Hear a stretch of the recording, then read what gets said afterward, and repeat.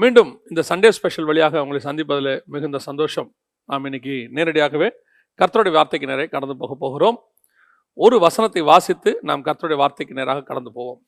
வெளிப்படுத்தின விசேஷம் 1ஆம் அதிகாரம் 6வது வசனத்திலிருந்து நாம் பார்க்க போகிறோம். நம்மிடத்தில் அன்பு கூர்ந்து தமது இரத்தத்தினாலே நம்முடைய பாவங்களற நம்ம கழுவி தம்முடைய பிதாவாகிய தேவனுக்கு முன்பாக நம்மை ராஜாக்களும் ஆசாரியர்களும் ஆக்கின அவருடைய மகிமையும் வல்லமையும் என்றென்றைக்கும் உண்டாயிருப்பதாக. இந்த வசனத்திலிருந்து தான் நாம் இன்னைக்கு பார்க்க போகிறோம். நாம் கர்த்தருடைய வார்த்தைக்கு கடந்து போவதற்கு முன்பதாக கண்களை மூடி தேவ சமூகத்தில் தலைகளை தாழ்த்தி ஆண்டவரை நோக்கி பார்க்க போகிறோம். சர்வ வல்லமையுள்ள எங்கள் தகப்பனே, இந்த அருமையான நேரத்திற்காக உமக்கு ஸ்தோத்திரம். மகிமையுள்ள கரத்தில் தாழ்த்துகிறோம். தேவனாகிய கர்த்தர் எங்களோடு கூட பேசுவீராக, இடைபடுவீராக. உங்களுடைய வசனத்தை அனுப்பி எங்களை ஹீல் பண்ணுவீராக. ஆண்டவரே, உங்களுடைய வசனம் தான்ப்பா எங்களுக்கு எல்லாவற்றுக்கும் அடித்தளமாக இருக்கிறது. தேவனாய் கர்த்தர் இம்மட்டும் நடத்தி கொண்டு வந்த எல்லா பாதைகளுக்காக ஸ்தோத்திரம். பேசின வார்த்தைகளுக்காக நன்றி. இப்பொழுதும் நீர் எங்களோடு கூட பேச போற வார்த்தைகளுக்காக ஸ்தோத்திரம். நீர் மாத்திரம் மகிமைப்படுவீராக. எங்கள் ஆண்டவர் இயேசுவின் நாமத்தில் ஒப்பு கொடுத்து ஜெபிக்கிறோம் எங்கள் ஜீவனுள்ள நல்ல பிதாவே, ஆமென்.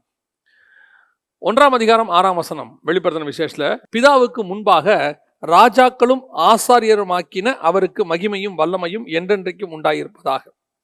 அதாவது இயேசு கிறிஸ்துவுக்குள்ள நம்ம பிறக்கும் பொழுதே ராஜாக்களும் ஆசாரியருமாய் பிறந்திருக்கிறோம். இந்த ராஜாக்களும் ஆசாரியருமாய் பிறந்திருக்கிறோம் என்பதற்கு மெல்கிசேதேக்கின் முறைமை அப்படின்னு சொல்லி பைபிள் சொல்லும். ராஜாவும் ஆசாரியர், அதாவது பழைய ஏற்பாட்டில் ராஜாக்கள் தனி, ஆசாரியர்கள் தனி. ராஜா ஆசாரிய ஊழியம் பார்க்கக்கூடாது, அப்படிதான் நமக்கு பழைய ஏற்பாட்டில் சொல்லிருச்சு. இதை சேர்த்து செஞ்சவங்க 1-2 பேர் தான். உதாரணமாக தாவீதும் சாலமோனும் மட்டும்தான் அதை செய்வாங்க. அவங்களே பலியும் செலுத்துவாங்க, ராஜாவும் இருப்பாங்க. மற்ற ராஜாக்கள் யாராவது பலி செலுத்த வந்தாங்கன்னா அவங்கள கர்த்தர் அடிப்பார், குஷ்டரோகம் பிடிக்கும். இதெல்லாம் நமக்கு நடக்கும், தெரிஞ்ச விஷயம். இப்போ அதே மாதிரி அந்த முறைமையின்படி இயேசு கிறிஸ்து அந்த முறைமையின்படி வந்தவர், ராஜாவும் ஆசாரியருமாய் இருக்கிறார்னு 7ஆம் அதிகாரம் எபிரேயர் நிருபத்தில் வாசிக்கிறோம். இப்போ நம்மளையும் அதே மாதிரி தான் பிதாவாக்கு தேவனுக்கு முன்பாக நிற்க வைக்கிறாராம். அப்போ நீங்களும் நானும் கிறிஸ்துவுக்குள்ள பிறக்கும் போதே உங்களுக்கு எனக்கும் என்ன அழைப்பு அப்படின்னு கேட்டீங்கன்னு சொன்னா, இந்த மெல்கிசேதேக்கின் முறைமையின்படி ராஜாவும் ஆசாரியருமான அழைப்பு அப்படின்னு சொல்லி தான் பார்க்கிறோம். இதுல பிறக்கும் போதே நீங்கள் நானும் ராஜாக்களாக பிறக்கிறோம் அப்படின்னு நம்ம இன்னைக்கு அதை பத்தி தான் பார்க்க போறோம். இது ஒரு லாங் மெசேஜ். ராஜாவா தனியா பார்க்கலாம், ஆசாரியரா பார்க்கலாம், ராஜாவும் ஆசாரியருமா கலந்து மெல்கிசேதேக்கின் முறைமையின்படி பார்க்கலாம். இதுல நிறைய விஷயங்கள் இருக்கு. குறிப்பா இன்னைக்கு நம்ம என்ன பார்க்க போறோம் அப்படின்னா, கர்த்தர் நம்மளை ராஜாக்களாக அழைத்திருக்கிறார் அப்படின்னு பார்க்கிறோம் பிறக்கும் போதே. உதாரணமா மத்தேயு எழுதின சுவிசேஷம் 1ஆம் அதிகாரத்துல 6வது வசனத்தில், ஈசாய் தாவீது ராஜாவை பெற்றான், தாவீது ராஜா உரியாவின் மனைவியார் இடத்தில் சாலமோனை பெற்றான் அப்படின்னு இருக்கு. இந்த வசனத்தை நல்லா கவனிச்சு பாருங்க. 6வது வசனம் மத்தேயு 1. இதுல ஈசாய் தாவீதை பெற்றெடுக்கும் பொழுது எப்படி பெற்றெடுத்தானா, தாவீது ராஜாவை பெற்றெடுத்தான் அப்படின்னு இருக்குது.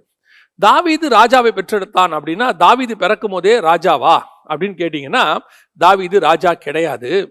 தாவீது பிறக்கும் போது ஒரு சாதாரண குடும்பத்துல ஒரு ஆடு மேய்க்கிற ஒரு வாலிபனாகத்தான் அவன் இருக்கிறான். அந்த குடும்பத்துல தான் அவன் பிறந்தான். ஆனால் வசனம் சொல்லுது தாவீது ராஜாவை பெற்றான் அப்படின்னு. அதற்கு பிறகு பிறந்த சாலமோன், ரெகேபயாம், இவங்க எல்லாருமே ராஜாக்களை பிறந்தவங்க. அடுத்து அவங்க தான் ராஜா. ஆனா இவங்க யாரை பத்தியுமே ராஜான்னு சொல்லல. சாலமோனை ராஜான்னு சொல்லல, ரெகேபயாமை ராஜான்னு சொல்லல, தாவீதை மட்டும் ராஜான்னு சொல்லுது. என்ன காரணம்? ஏன் நம்ம இதை பார்க்கிறோம்? தாவீது பிறக்கும் போதே ராஜா, நாம கிறிஸ்துவுக்குள்ள பிறக்கும் போதே ராஜாக்களாக பிறக்க வைத்தார்னு வெளிப்படுத்தல் 1:6 வாசிச்சோம். இப்ப தாவீது பிறக்கும் போதே ராஜா என்பதற்கு என்ன அடையாளம் அப்படின்னு கேட்டீங்கன்னா, நான் ஒரு காரியத்தை உங்களுக்கு சொல்லிட்டு அதற்கு பிறகு நான் இன்னைக்கு மெசேஜுக்குள்ள போக விரும்புறேன். அதாவது 1 சாமுவேலின் புஸ்தகம் 13ஆம் அதிகாரம் 1வது வசனத்துல, சவுல் ராஜ்யபாரம் பண்ணி 1 வருஷம் ஆயிற்று, அவன் இஸ்ரவேலை 2ஆம் வருஷம் அரசாண்ட போது. நல்லா கவனிச்சுக்கொள்ளுங்க, இஸ்ரவேலை அவன் அரசாளுகிற 2வது வருஷம் ஒரு சம்பவம் நடக்குது. சாமுவேல் வர்றதுக்குள்ள இவர் சில வேலைகள்லாம் பண்ணி முடிச்சிடுறாரு. உடனடியாக சாமுவேல் சொல்றாரு, மதியீனமாய் செய்தீர், இதையெல்லாம் சொல்லி முடிச்சுட்டு கடைசியா 14வது வசனத்துல, இப்போதோ உம்முடைய ராஜ்யபாரம் நிலை நிற்காது, கர்த்தர் தம்முடைய இருதயத்துக்கு ஏற்ற ஒரு மனுஷனை தமக்கு தேடி அவனை கர்த்தர் தம்முடைய ஜனங்கள் மேல் தலைவனாய் இருக்க கட்டளை இட்டார் அப்படின்னு. நல்லா கவனிங்க, தேடி கட்டளை இடுவார் இல்ல, கட்டளை இட்டார் அப்படின்னு இருக்கு. தன் இருதயத்துக்கு ஏற்ற ஒரு மனுஷனை தேடி கட்டளை இட்டார் அப்படின்னா என்ன அர்த்தம்? ஆல்ரெடி ஆர்டர் போட்டாச்சு, உனக்கு பதிலாக ஆல்டர்னேட் உருவாயிருச்சுன்னு அர்த்தம். இப்போ நம்ம எல்லாருக்கும் தெரியும், சவுலுக்கு பதிலாக கர்த்தர் தாவீதை தான் செலக்ட் பண்றாரு. இப்ப தாவீது அங்க உயிரோடு இருக்கிறாரா, தாவீது பிறந்துட்டாரா அப்படின்னு கேட்டீங்கன்னா நல்லா கவனிச்சுக்கொள்ளுங்க. சவுல் ராஜ்யபாரம் பண்ணி 2வது வருஷம் இது நடக்குது. சவுல் ராஜ்யபாரம் பண்ணது 40 வருஷம். ஆனா தாவீது ராஜாவாகும் போது 2 சாமுவேலின் புஸ்தகம் 5ஆம் அதிகாரம் 4வது வசனம் சொல்லுது, தாவீது ராஜாவாகும் போது 30 வயதா இருந்தான் அப்படின்னு இருக்கு. அப்ப நல்லா கவனிச்சு கொண்டீங்கன்னா, தாவீது ராஜாவாகும் போது 30 வயசு, சவுல் ராஜ்யபாரம் பண்ணது 40 வருஷம். அப்படின்னா சவுலுடைய ராஜ்யபாரத்துல 10வது வருஷத்துல தான் தாவீதே பிறந்திருக்கிறார். ஆனா கர்த்தர் தமக்கு ஏற்றவனுக்கு கட்டளை இட்டார்னு சொன்னது சவுல் ராஜ்யபாரம் பண்ண 2வது வருஷம். அதாவது தாவீது பிறக்கிறதுக்கு 8 வருஷத்துக்கு முன்னாடியே இந்த ப்ராஃபஸி வந்துருச்சு. அப்படின்னா தாவீது ராஜாவாகத்தான் பிறந்தான் என்பதற்கான ஒரு அடையாளம். அவன் பிறந்த இடம் எது வேணா இருக்கலாம், ஆனா தேவனுடைய திட்டத்தின்படி அவன் ராஜாவாக பிறந்திருக்கிறான். ஏன்? கர்த்தர் சொன்ன பிறகு 8 வருஷம் கழிச்சு தான் தாவீது பிறந்திருக்கிறான். அந்த 8 வருஷமும் தாவீது இல்ல, தாவீதுன்னு ஒருத்தன் இந்த உலகத்திலே கிடையாது. ஆனால் வசனம் சொல்லுது, தாவீது பிறக்கும் போதே ராஜாவாய் பிறந்தான்னு மத்தேயு 1ஆம் அதிகாரத்துல. இதுதான் கர்த்தருடைய திட்டம். அவன் எங்க வேணா பிறந்தான். இப்ப இயேசு கிறிஸ்துவை எடுத்துக்கொள்ளுங்க. அவர் பிறக்கும் போதே வந்து என்ன கேட்கிறாங்க, யூதருக்கு ராஜாவாய் பிறந்திருக்கிறவர் எங்கே? சாகும்போது சிலுவையில யூதருக்கு ராஜா. ஆனா இயேசு ராஜ குடும்பத்துக்குள்ள போனாரா, அரண்மனைக்குள்ள போனாரா, யுத்தங்கள் பண்ணாரா? எதுவுமே கிடையாது. ஆனால் அவர் ராஜா. அதே மாதிரிதான் தாவீது பிறக்கும் போதே ராஜா. எங்க அவர் ராஜாவா இருக்கிறாரு? ஒரு சாதாரண ஆடு மேய்க்கிறவராக இருக்கிறார். அப்போ இந்த தாவீது ராஜாவை பெற்றான். அதே மாதிரி தான் நீங்களும் நானும் கிறிஸ்துவுக்குள்ள பிறக்கும் போதே ராஜா. கர்த்தர் நம்மை ராஜாவாக பிறக்க வச்சிருக்க. மேபி நாம ஆடு மேய்க்கிறவங்க வீட்டில் இருக்கலாம், யார் வீட்டில் வேணாலும் இருக்கலாம். இன்னைக்கு நம்ம வந்து ஒரு முடி வெட்டுறவங்க வீட்டில் இருக்கலாம், துணி துவைக்கிறவங்க வீட்டில் இருக்கலாம், அல்லது நீங்க பெரிய கலெக்டர் வீட்டில் இருக்கலாம், அல்லது சாதாரணமான ஒரு கடைக்காரங்க வீட்டில் இருக்கலாம். எங்கவோ நம்மளோட பிறப்புன்னு பத்தி கவலையே கிடையாது. ஆனால் கர்த்தர் உங்களையும் என்னையும் ராஜாவாக பிறக்க வைத்திருக்கார். Heavenly view. இதுதான் நான் சொல்லுவேன். பரலோகத்தினுடைய திட்டம் ஒன்று இருக்கிறது. ராஜாவும் ஆசாரியருமாய் நாம் பிறந்திருக்கிறோம். அப்ப கண்டிப்பா உங்களை என்னையும் கர்த்தர் ராஜாவாக மாற்றுவார். அதுல எந்த மாற்று கருத்தும் இல்லை. தாவீதை ராஜாவாக கர்த்தர் மாற்றினார். 30 வயதுல அவன் ராஜாவாக மாறினான். ஆனால் இன்னைக்கு நம்ம பார்க்க போறது இதல்ல. இது தாவீது ராஜாவாய் பிறந்திருக்கிறான் அப்படிங்கிறதுக்கான ஒரு ப்ரூஃப், அவ்வளவுதான். ஆனா இன்னைக்கு நம்ம பார்க்க போற மிக முக்கியமான விஷயம் என்னன்னா, தாவீது கர்த்தருடைய அழைப்பை பெற்ற மனுஷன், ஒரு திட்டத்தோடு தான் பிறந்திருக்கிறான். ஆனா தாவீது ராஜாவாகிறதுக்கு என்ன பண்ணார்? அதான் ரொம்ப முக்கியம். அதாவது விசுவாசம், வாக்குத்தத்தம் இருக்கிறது. கர்த்தர் நமக்கு விசுவாசத்தை கொடுத்திருக்கிறாரு. அந்த வாக்குத்தத்தத்தை நம்ம விசுவாசிக்கிறோம். ஆனால் கர்த்தர் சில கிரியைகளையும் எதிர்பார்க்கிறார். இந்த தேசத்தை நான் உனக்கு தருவேன், நான் என்ன செய்யணும்? நீ எழுந்து நட. இந்த தேசத்தை நான் எதனால் சுதந்திரத்துக் கொள்வேன்? நீங்க சொல்லிட்டீங்க ஆண்டவரே, இந்த தேசம் எனக்கு, எதனால் சுதந்திரத்துக் கொள்? கர்த்தர் சொல்றாரு, ஒரு பலிபீடத்தை கண்டி ஒரு பலியை செலுத்து. அப்ப கிரியை, ஒரு கிரியையை கர்த்தர் எதிர்பார்க்கிறார். அதான் நான் சொல்வேன், எப்பொழுதுமே கிரியை இல்லாத விசுவாசம் செத்தது அப்படின்னு வசனம் சொல்லுது. உண்மையும் அதுதான். இன்னைக்கு நிறைய பேர் வாக்குத்தத்தம் இருக்குது, கர்த்தர் சொல்லியிருக்கிறாரு, என்ன அழைச்சிருக்கிறாருன்னு வீட்லயே உட்காந்துருப்பாங்க. கர்த்தர் எனக்கு சொல்லியிருக்கிறாரு, ஒரு நாள் வரும், என்ன பண்றீங்க? ஜெபம் பண்ணிட்டே இருக்கிறோம். நீங்க ஜெபம் பண்றது நல்லது, ஆனால் அதற்கான கிரியையும் நீங்கள் செய்ய வேண்டும். அந்த கர்த்தர் நடத்துகிற அந்த கிரியையின் பாதையில நீங்கள் போக வேண்டும். போகாவிட்டால் எப்படி? நீங்க கர்த்தர் நடத்துகிற அந்த பாதையில போகும்போது தானே கர்த்தர் அங்க சந்திச்சு உங்களை வந்து தம்முடைய திட்டத்தை சொல்ல முடியும். கர்த்தர் அந்த கிரியையை எதிர்பார்க்கிறார். தாவீதும் அப்படித்தான். ஆடு மேய்க்கிறவனாக எத்தனையோ ஆண்டுகள் அவன் இருந்தாலும் கூட திடீரென்று ஒரு நாள் யுத்த களத்திற்கு வருகிறான். அவன் அடுத்து ராஜாவாக வேண்டும். சவுலுக்கு அப்புறம் அவன் தான் ராஜாவா வரணும். அந்த ராஜ்யபாரத்துக்கான ஒரு பிராக்டிஸை கர்த்தர் கொடுக்க விரும்புகிறார். ஆடு மேய்க்கிறவனை கொண்டு போய் அப்படியே ராஜாவாக ஆண்டவர் உட்கார வைக்கிறதுக்கு முன்னாடி அவனுக்கு சில பிராக்டிஸ் கொடுக்க விரும்புகிறார். அந்த பாதையில நடத்துகிறார். அந்த பாதைக்கு தாவீதும் விட்டு கொடுக்கிறார். அதுதான் ரொம்ப இம்பார்ட்டன்ட். உங்களுக்கு எனக்கு கர்த்தர் வாக்குத்தத்தம் பண்ணினது உண்மை. அது அந்த விஷன் எவ்வளவு பெரிய விஷனா இருக்கட்டும், அதற்கு ஏற்ற கிரியையை நீங்கள் நானும் செய்ய வேண்டும். நாம் ஒரு ஆவிக்குரிய சோம்பேறிகளாக இருந்தோமானால் கர்த்தர் உங்களை என்னையும் பயன்படுத்த முடியாது. நான் எப்பவும் சொல்லுவேன், உலக பிரகாரமாய் இருக்கிற ஒரு மனுஷனுக்கு கூட உண்மையாய் உழைக்கிறவனை கர்த்தர் உயர்த்துகிறார். உழைக்கிற ஒருத்தனும் வீணாய் போனதே கிடையாது. கர்த்தர் சோம்பேறியை அருவருக்கிறார். அதுவும் ஸ்பிரிச்சுவல் சோம்பேறியை ரொம்ப அருவருக்கிறார். ஊழியத்தின் பாதையில நம்ம ஸ்பிரிச்சுவல் சோம்பேறியா இருக்கவே கூடாது. ஆவிக்குரிய வாழ்க்கையில ஸ்பிரிச்சுவல் சோம்பேறியா இருக்கவே கூடாது. சிலர் ஜோம் பண்ணுவோம் ஒரு கிரியை. ஒருவேளை ஊழியமே உங்களுக்கு வரல, கர்த்தர் சொல்லியிருக்கிறாரு, காலையில் எழுந்திரிச்சு ஒரு 10 பேருக்கு சுவிசேஷம் சொல்லுங்க. எழுந்திரிச்சு ஸ்தோத்திரத்தோட உங்க ஏரியாவை நடங்க. நீங்க நடக்கிற பாதையிலேயே கர்த்தர் உங்களுக்கு தருவார்னு வசனம் சொல்லுது. இன்னைக்கு சும்மாவே உட்கார்ந்து இருக்கிறது. அதுவும் இந்த லாக்டவுன் காலத்துல இப்பயாவது ஆண்டவர் உள்ள வச்சிருக்கிறாரு. இந்த லாக்டவுன் காலத்துல கூட கிரியை செய்யணும் பாருங்களேன். இந்த லாக்டவுன் காலத்துல கூட எதையாவது நீங்க ஆண்டவருக்கு செய்யணும். கர்த்தர் பார்க்கிறாரு. வசனம் சொல்லுது, கனி கொடுக்க முடியாத காலத்தில் கனி கொடுக்கிற மரத்தை தான் கர்த்தர் ஆசீர்வதிக்கிறார். கனி கொடுக்க முடியாத காலத்தில் ஒரு மரம் கனி கொடுக்காவிட்டால் கர்த்தர் அதை சபிக்கிறார்னு பார்க்கிறோம். இது என்னங்க அநியாயமா இருக்கு? லாக்டவுன் பூட்டி வச்சிருக்கு. இருக்கட்டும், நீங்க லாக்டவுன் பூட்டி இருக்கு, எத்தனை பேரை பாருங்க காலை 5 மணிக்கு எஞ்சி வாக்கிங் போறாங்க, மாஸ்கை போட்டு நடக்கிற. அவங்க சரீரத்தை குறித்து அவர்களுக்கு என்ன இருக்கிறது? ஒரு வாஞ்சை இருக்கிறது. அதை வச்சு நல்லா வச்சுக்கணும், ஒரு கேரிங் இருக்கு. ஆவிக்குரிய நீ என்னைக்காவது அப்படி நினைச்சு நடந்திருக்கிறோமா? ஆண்டவர் சொல்றாரு, நீ கால் மிதிக்கிற தேசத்தை நான் உனக்கு தருவேன்னு. உங்க ஏரியாவை நீ காலங்கத்தால் எழுந்திரிச்சு ஒரு 5:30 மணிக்கு ஸ்தோத்திரத்தோட சுத்தி இருக்கலாமே. 5:30 மணியை நம்ம பார்த்துருக்கிறோமா? இந்த ஜெனரேஷன் கூட பரவாயில்ல. நான் சொல்லுவேன், நமக்கு முன்னாடி உள்ளதான பரிசுத்தவான்கள் நமக்கு சொல்லிக் கொடுத்த ஒரு மிக முக்கியமான பாடத்தில் ஒன்று அதிகாலையில் எழுந்திரிச்சு கர்த்தரை தேடணுங்கிறது. அது 100% உண்மை.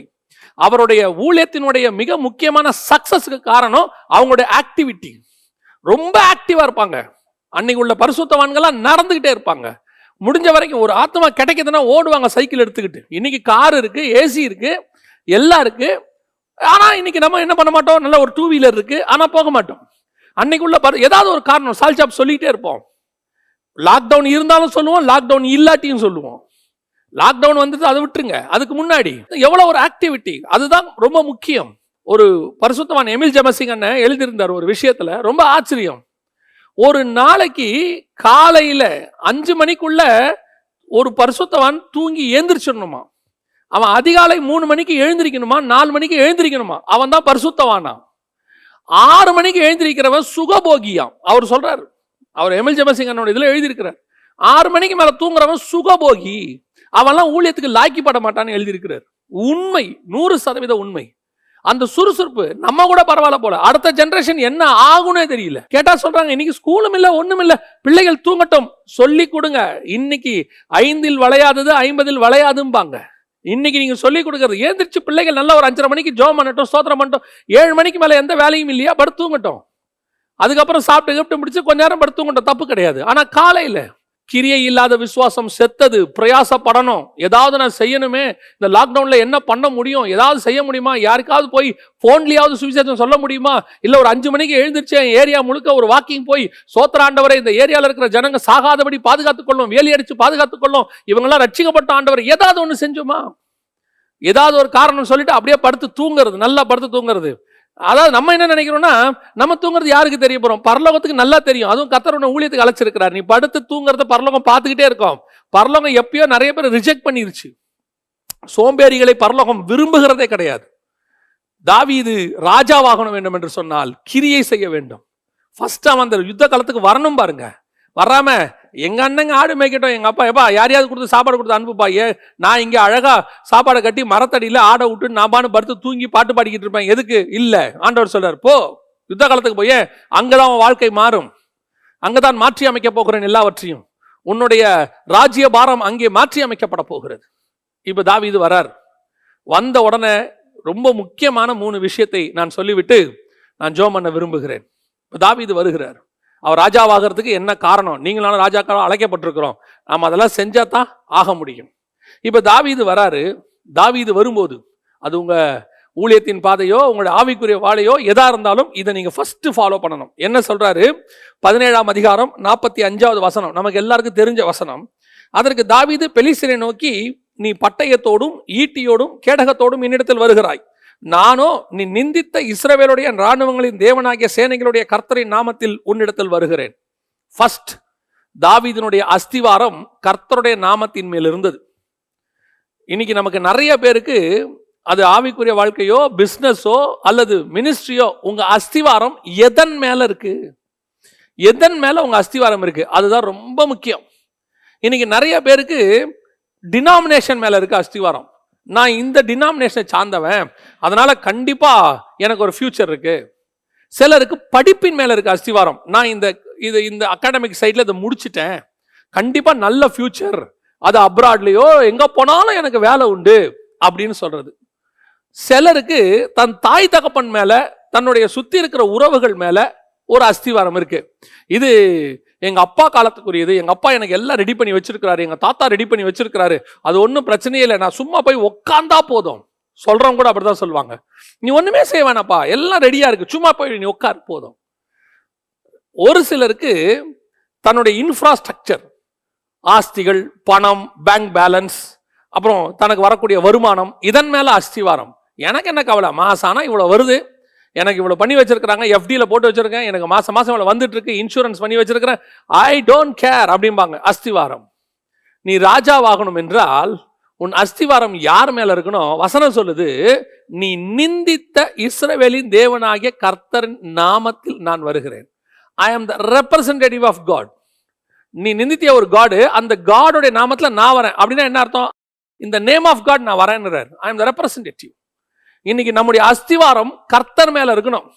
எல்லா சூழ்நிலைகளிலும் ஒரு காலகட்டம் வரைக்கும் ஒரு சிலருக்கு அஸ்திவாரம் கர்த்தர் மேலதான் இருக்கு, நம்பிக்கை கர்த்தர் மேலதான் இருக்கு. ஒண்ணும் இல்லாத போது, அப்படி ஜீரோல ஆரம்பிக்கும் போது அவங்களுடைய அஸ்திவாரம் முழுக்க முழுக்க ஆண்டவர் நம்பி இருக்கும், கர்த்தர் தான் கர்த்தர் தான். ஒரு இன்ஃப்ராஸ்ட்ரக்சர் நல்லா உருவாயிருச்சு, நமக்குன்னு ஒரு பெரிய செட்டப் வந்துருச்சு, எல்லாம் ரெடியான பிறகு அவங்களுடைய அஸ்திவாரம் யார் மேல இருக்குது? அந்த இன்ஃப்ராஸ்ட்ரக்சர் மேல மாறிடும். எனக்கு ஒன்றும் கவலை இல்லை, இவ்வளோ இருக்கு, மந்த்லி இவ்வளோ இன்கம் இருக்கு, மந்த்லி எனக்கு இவ்வளோ சேல்ஸ் ஆகுது, இந்த லெவலே போனா போதுங்க. யாருக்கு தெரியும் திடீர் லாக்டவுன் மொத்தத்தையும். இது ஒரு உதாரணம் தான் நான் சொல்றேன். நமக்கு பாடம் சொல்லி கொடுக்கறதுக்கு இந்த கொரோனா வந்திருக்குது. இந்த கொரோனாவில் எவ்வளவு என்னென்னமோ நினைச்சதெல்லாம் க்ளோஸ், படிப்பு அவுட், தொழிற்சாலைகள் அவுட். நீங்க என்னென்னலாம் எனக்கு ஒரு பலமா நினைச்சீங்களோ எல்லாமே பலவீனமா மாறிடுச்சு. இதுதான் என் பலம்னு நம்ம நினைச்ச எல்லா காரியங்களும் கர்த்தர் உடைச்சி போட்டார். கண்ணுக்கு தெரியாத ஒரு கிருமி. ஒரு உலகத்தான் இவ்விதமாய் பட்டிமன்றத்தில் சொன்னார், ரொம்ப ஆச்சரியமா இருந்துச்சு. கொரோனா கடவுள் இருக்கிறார் என்று நம்புகிற காலத்துக்கு நாம் வந்திருக்கிறோன்றாரு. உலகத்தான் சொல்றார், அறிவியலும் விஞ்ஞானமும் கடவுளிடம் தோற்று போகிற காலம்னு சொல்றாரு. 100% உண்மை. ஆவிக்குரியவர்களுக்கு நமக்கு தெரியணும், நம்ம ஆவிக்குரியவங்கன்னு சொல்லிக்கிட்டால் கூட பல நேரங்களிலே நம்முடைய நம்பிக்கை யார் மேல இருக்கு? சிலர் ஊழியத்துக்கு போகும்போது ஆவிக்குரிய வாழ்க்கையில ஆண்டவர் ஊழியத்துக்கு அழைப்பார். அழைக்கும் போது அவங்களுக்கு சிலதன் மேல ஒரு அஸ்திவாரம் இருக்கிறதுக்கு வாய்ப்பு இருக்கு. அதாவது நம்ம முடிச்சிருக்கோம், நம்ம டினாமினேஷன் இருக்கு, அல்லது நமக்கு இப்படி ஒரு அஸ்திவாரம் இருக்கு, நம்ம நடத்துறவங்க இப்படி இருக்காங்க, மாசம் கொடுக்குறவங்க இருக்கிறாங்க அப்படின்னு சொல்லி எவாஞ்சலிஸ்டுகளுக்கோ ஊழியர்களுக்கோ எல்லாருக்குமே இருக்கு. அப்படி ஒரு பேஸ் அவங்க நினைக்கிறாங்க. நான் சொல்றேன், நாம அஸ்திவாரம் எது தெரியுமா? நம்முடைய அஸ்திவாரம் இந்த உலகம் நிந்திக்கிற ஒரு நாமம் இருக்கு, இந்த உலகம் எதிர்க்கிற ஒரு நாமம் இருக்கு. நிறைய பேரால எதிர்க்கிறவங்களை கண்டா ஒரு பயம் வருது. போனா அடிக்கிறாங்க, போனா உதைக்கிறாங்க, அங்க போய் டாக்ஸ் கொடுக்க முடியாது, அந்த கிராமத்துக்குள்ள போக முடியாது எல்லாம் சொல்றாங்க. காரணம் என்ன அப்படின்னு கேட்டீங்கன்னா, வெரி சிம்பிள். இவங்க அத்தனை பேருமே சவுல் மாதிரி. கோலியாத்து பெரிய ஆளு தான், அதுல எந்த மாற்று கருத்தும் இல்லை. எல்லாரை விட பெருசு, சவுலை விட உயரம். கோலியாத்து கையில எல்லாமே இருக்கு. தலை சீரை அணிஞ்சிருக்கிறாரு, வெண்கலத்துல பாதரட்சிக்கு மேல வெண்கலத்தை போட்டிருக்கிறாரு, கையில பட்டயம் வச்சிருக்கிறாரு, மார்க்கவசம் போட்டிருக்கிறாரு, எல்லாம் பயங்கரம். ஒரு யுத்த வீரன். அவன் பிறந்த நாள்ல இருந்து யுத்தத்துல வளர்ந்தவன், எல்லாம் ஓகே தான். இவங்க அத்தனை பேரும் கோலியாத்தின் பலத்தை பார்க்கிறார்கள். இன்னைக்கு மினிஸ்ட்ரி போகும்போது சிலர் சொல்லி கொடுப்பாங்க, எனக்கு அதுவுமே ஆச்சரியமாக இருக்கும். என்ன சொல்லி கொடுப்பாங்கன்னா, நீங்க ஒரு கிராமத்துக்குள்ள போகும்போது அந்த கிராமத்துல என்னென்ன பிசாசு இருக்குதோ அதை கட்டிருங்க முதல்ல அப்படிம்பாங்க. இயேசுநாதர் கிராமத்துக்குள்ள போகும்போது பிசாசை கட்டிட்டு போனாரா, இல்ல அங்க இருந்த பிசாசு இயேசுநாதரை பார்த்த பிறகு ஓடி முழங்கால் போடுச்சா? அப்போஸ்தலர்கள் கிராமங்களுக்கு போகும்போது அங்க இருக்கிற பிசாசை கட்டிட்டு போனாங்களா, இல்ல அங்க இருக்கிற பிசாசு இவங்களை பார்த்தோன்னா ஓடி இவங்களுக்கு முன்னாடி முழங்கால் படிக்கிட்டுச்சா? நமக்கு வசனம் என்ன சொல்லுது?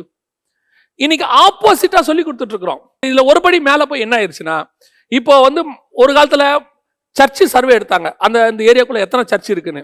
அப்புறம் ஒரு காலத்துல அந்த ஏரியாக்குள்ள எவ்வளவு மனுஷங்க இருக்காங்கன்னு சர்வே எடுத்தாங்க. இப்போ என்ன சர்வே எடுக்கிறாங்கன்னா, என்னென்ன பிசாசு இருக்குதுன்னு சர்வே எடுக்கிறாங்க. என்னென்ன விதமான பிசாசு இருக்குது. அதுவும் ஒரு சிலர்லாம் பாத்தீங்கன்னா டிவியில உட்காந்து அபத்தம் ஒவ்வொரு பிசாசு பேரையா சொல்லி சொல்லி கட்டுறாங்க. கிரீக்ல இருக்கிற அந்த பிசாசு, பாபிலோன்ல இருக்கிற இந்த பிசாசு, இதுல வானத்தின் கீழெங்கும் பூமியின் மேலெங்கும் சகலமும் முடங்குகிற நாமத்தை கையில வச்சிருக்கிறோம். நம்ம எதிரில் நிக்கிறது எப்பேற்பட்ட பிசாசு. ஏங்க, முன்னாடி நிக்கிறதான லூசிஃபரோட தலைய நசுக்குன நாம நம்ம கையில் இருக்கு. அவனுடைய அசிஸ்டன்ஸ் எவனா இருந்தா நமக்கு என்ன? உட்காந்துக்கிட்டு ஒவ்வொன்றையா சொல்லி அதோடைய பூர்வீகத்தை ஆராய்ஞ்சு, இது இந்த காலத்துல அப்படி இருந்துச்சு, இந்த காலத்துல இப்படி இருந்துச்சு. இவங்க இயேசுநாதரை ஆராயறதுக்கு பதிலாக பிசாசு ஆராய்ஞ்சிக்கிட்டு இருக்கிறாங்க. உட்காந்து இயேசுநாதரை மகிமைப்படுத்துறதுக்கு பதிலாக பிசாசோடைய ஹிஸ்டரியை உட்காந்து பேசிக்கிட்டு இருக்கிறாங்க. என்ன நடக்குது இன்னைக்கு? இதுதான் நடந்துட்டு இருக்குது. இவர்கள் நிந்திக்கிறவனை பத்தி யோசிக்கிறாங்களா ஒழிய, தாவீது யோசிச்சது என்ன தெரியுமா? நீ நிந்திக்கிற பாரு, அதுதான் எனக்கு சக்சஸ். ஏன்? நீ நிந்தித்த தேவன் என்னோடு கூட இருக்கிறார், நீ நிந்தித்த நாமத்துல நான் வரேன். அப்படின்னா நீங்க பாருங்க, உலகத்துல எங்க வேணாலும் தைரியமா நீங்க போலாம். ஏன் போலாம் தெரியுமா? அங்க இருக்கிறவன் இயேசுநாதரை நிந்திக்கிறான், இயேசுநாதரை நிந்திச்சிட்டானா போதும், அதுதான் ஏன் சக்சஸ். ஏன்? நீ நிந்தித்த தேவன் என்னுடைய தேவன், அந்த நாமத்துல நான் உள்ள வருவேன். நீ ஒருத்தரை நிந்திக்கிற, நான் புகழ்கிறேன். நிந்திக்கிற உன் பக்கம் தேவன் நிக்க மாட்டாரு, புகழ்கிற என் பக்கம் தேவன் நிற்பார். நீ அவரை தூஷிக்கிற, நான் துதிக்கிறேன். தூஷிக்கிற உன் பக்கத்தில் தேவன் நிக்க மாட்டாரு, துதிக்கிற என் பக்கம் கர்த்தர் நிற்பாரு. எதிரில் நிக்கிறவன் எப்பேற்பட்ட கோலியாத்து, வல்லரசு, அமெரிக்கா, யார் வேணாலும் நிக்கட்டும், ஆனால் நான் துதிக்கிற தேவன் என்னோடு கூட இருக்கிறார். அவனை பார்க்கிலும் அவர் பெரியவர். ஜெயம் எனக்கு தான், என் அஸ்திவாரம் அந்த நாமத்தின் மேல் இருக்கிறது. இந்த தைரியம் தான் உங்களுக்கு எனக்கு வரணும். அப்படி உங்களுக்கு இந்த விசுவாசம் வந்துருச்சு, இந்த வெளிப்பாடு உங்களுக்கு வந்துருச்சுன்னா, எந்த கிராமத்தை கண்டும் பயப்பட மாட்டீங்க, எந்த சிட்டியை கண்டும் பயப்பட மாட்டீங்க, எந்த ராஜாக்கள் ராஜகுமாரத்திகளை கண்டும் ஏசபேல்களை கண்டும் நீங்கள் பயப்பட மாட்டீர்கள், எப்பேற்பட்டதான பிசாசின் கிரியைகளை கண்டும் நீங்கள் பயப்பட மாட்டீர்கள். காரணம், இது எல்லாவற்றுக்கும் மேலாக இவைகள் நிந்திக்கிற, தூஷிக்கிற அந்த நாமம் என் தேவனுடைய நாமம். அதுல நான் வரேன், கர்த்தர் எனக்கு ஜெயம் கொடுப்பார். அந்த தீர்மானம் இன்னைக்கு வரணும். அப்படி ஒரு நம்பிக்கை நமக்கு வரணும். நாம அந்த நாமத்துல வரணும். அதான் தாவீதுடைய மிகப்பெரிய சக்சஸ். என்ன சக்சஸ்? நீ நிந்திக்கிறல்ல, நீங்க யோசிச்சுக்கொள்ளுங்க, யார் யாரெல்லாம் தேவனை நிந்திக்கிறான்னு பாருங்க. நீங்க உடனே ஐயோ அவங்க அங்கெல்லாம் இருக்கிறாங்க, அவங்க ஒரு 10 பேர் இருக்கிறாங்க. நாம் கேட்டால் ஒரு லேகியோனுக்கு அதிகமானவர் தூதர்களை அனுப்புவதற்கு கர்த்தர் வல்லமை உள்ளவராக இருக்கிறார். உனக்கு தெரியணும் அது ஃபர்ஸ்ட். ஐயோ அவங்க ஒரு 30-40 பேர் ஒன்னா வந்து வண்டியை சூழ்ந்துட்டாங்க. கர்த்தாவே கண்களை திறந்தருளும், அவரோடு இருக்கிறதை பார்க்கிலும் நம்மோடு இருக்கிறவர்கள் அதிகம். அக்கினி ரதம் மேல நிக்குது, நீங்களும் நானும் வேண்டிக் கொண்டால் பிதா அனுப்புவதற்கு தயாராக இருக்கிறார். இந்த விசுவாசம் வேணும். ஏன் பல இடங்கள்ல நாம தலை குனிஞ்சு ஓடி வரோம்னா, நமக்கே கோலியாத்துடைய பவர் தான் தெரியுதே ஒழிய தேவனுடைய பவர் தெரியல. நமக்கே எப்படி இருக்குது? ஏனோக்சின் புத்திரர் ராட்சதர்களை கண்டோன்னு சொல்றோமே ஒழிய, நாங்கள் வெட்டுக்கிளிகள்னு சொல்றோம். அந்த ராட்சதர்களை நிர்மூலமாக்கக்கூடிய தேவன் எங்களோடு கூட இருக்கிறார்னு வேற ஆவியுடைய காலேபும் யோசுவாவும் நம்ம கிட்ட இன்னைக்கு இல்ல. அதான் பிரச்சனை. இனி வரப்போகிற உலகத்தை நீங்கள் ஜெயித்து தேவ சமூகத்தில் கொண்டு போய் ஆத்துமாக்களை நிற்க வைக்க வேண்டும். இனி வரப்போகிறதான அடுத்த ஆண்டு ஓபன் பண்ணி விடுவார். நல்லா அடுத்த காலத்துல நாம் ஜெயம் பெற்றவர்களாய் வாழணும்னா இந்த தைரியம் உங்களுக்கு எனக்கும் வரணும். இந்த உலகம் கர்த்தரை நிந்திக்கிறது, இந்த உலகம் நிந்திக்கிற கர்த்தரின் நாமத்தில் நான் வருகிறேன். அப்படின்னா இந்த உலகத்தை நான் கண்டிப்பா ஜெயிப்பேன். யார் யாரெல்லாம் கர்த்தரை நிந்திக்கிறானோ அவன் நிந்திக்கிற தேவன் என்னோடு இருக்கிறார். அது போதும், அது எனக்கு சக்சஸ் கொடுத்துரும். இதுதான் அவனுடைய அஸ்திவாரம். அந்த நாமத்தின் மேல் நம்முடைய அஸ்திவாரம் போடணும், வேற எது மேலேயும் போடாதீங்க. நீங்க பாருங்க, ஆபிரகாம் துறவு தோட்டி வச்சிருந்தார். நம்ம என்ன நினைக்கிறோம்? ஆபிரகாமுடைய துறவு இருக்குதுங்க, ஆபிரகாம் செல்வ சீமான். ஆனால் கர்த்தர் செஞ்ச முதல் வேலை என்ன தெரியுமா? ஈசாக்கு கிட்ட, நீ இந்த தேசத்தில் தங்கி இரு, நான் உன்னை ஆசீர்வதிப்பேன் எல்லாம் சொல்லியாச்சு. அவன் இருக்கான். இருக்கும்போது ஆண்டவர் செஞ்ச ஃபர்ஸ்ட் வேலை, அவன் கூட இருந்த எதிராளிகளை அனுப்பி ஆபிரகாம் தோண்டின துறவை தூர்த்து போடுறான்ட்டாரு.